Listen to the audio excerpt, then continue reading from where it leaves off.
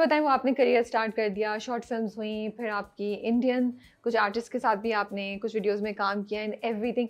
सो मुश्किल था बहुत ज़्यादा पेरेंट्स से परमिशन लेना?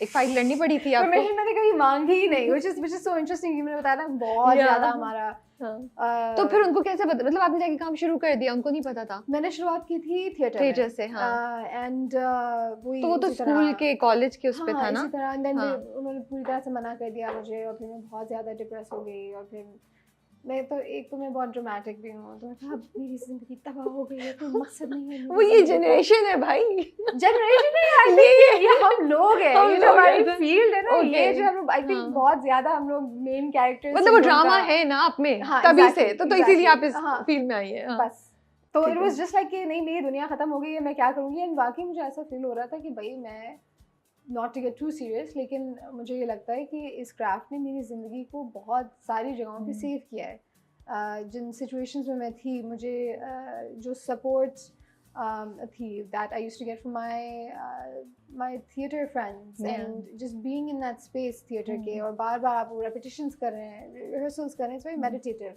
there's also something very spiritual about it.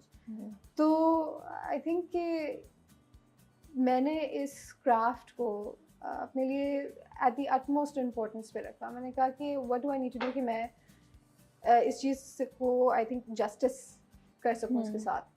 तो मैंने कहा नहीं, मैं करती रहूँगी। फिर मैंने थिएटर किया, और फिर थोड़ा थोड़ा करके फिर जब उनको खुद पता चलने लगा, तो मैंने झूठ तो नहीं बोला ना, कहा नहीं बस है तो है, मैं कर रही हूँ। तो काफ़ी ज़्यादा पुशबैक थी, लेकिन बाय द टाइम मैं म्यूज़िक वीडियोस में आई, तब तक एक्सेप्टेंस हो गई थी। प्लस इतनी ज़्यादा एक्सपोजर नहीं थी उन लोगों की on the Punjabi Indian side, तो उतना नहीं पता था।